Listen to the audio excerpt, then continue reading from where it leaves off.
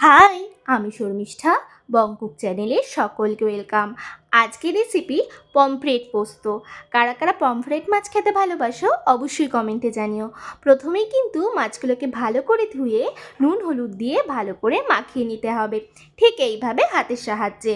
তারপর মাখিয়ে নেওয়ার পরে কড়াইতে তেল গরম করতে দিয়ে দেবো। দিয়ে খুব ভালোভাবে গরম করে নিয়ে তেলটা, এরপর কিন্তু মাছগুলোকে হালকা হাতে ভেজে নিতে হবে। যারা এই মাছ খেয়েছো বা বাড়িতে রান্না হয় তারা জানো যে এই মাছ কিন্তু খুব নরম, যেহেতু সামুদ্রিক মাছ এমনি নরম, তো হালকা হাতে কিন্তু ভেজে নিতে হবে। তারপর এর জন্য লাগছে কিন্তু একটা মশলার মধ্যে লাগছে, দেখতেই পাচ্ছ, পোস্ত, চালমগজ, আদা আর কাঁচা লঙ্কা।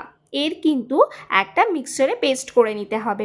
ঠিক এইভাবে সামান্য পরিমাণে একটু জল দিয়ে একটা সুন্দর পেস্ট করে নেবে। ব্যাস, ওই তেলেই দিয়ে দেব শুকনো লঙ্কা আর দেব সামান্য পরিমাণ কালো জিরে। ফোড়ন দিয়ে ওই যে পেস্ট করে রেখেছিলাম ওই পেস্টটা দিয়ে দেব। দিয়ে ভালো করে নাড়াচাড়া করে নিতে হবে।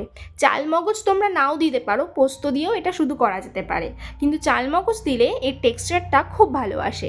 তারপর কিন্তু সামান্য পরিমাণ নুন আর হলুদ দিয়ে আবারও কিন্তু ভালো করে নাড়াচাড়া করে নিতে হবে। এরপর পরিমাণ মতন জল দিয়ে দেব। জল দিয়ে আবারও কিন্তু বেশ কিছুক্ষণ নাড়াচাড়া করে নিতে হবে। বেশ উতল আসলেই ওই ভেজে রাখা মাছগুলোকে দিয়ে দেব একে একে, কিন্তু খুব হালকা হাতেই কিন্তু নাড়াচাড়া করতে হবে। আর সামান্য পরিমাণ নুনটা ব্যালেন্স করতে হবে, তার কারণ এই রান্নায় কিন্তু বেশি নুন একদমই দেওয়া যাবে না, যেহেতু সামুদ্রিক মাছ এতে আগে থেকেই কিন্তু নুন থাকে।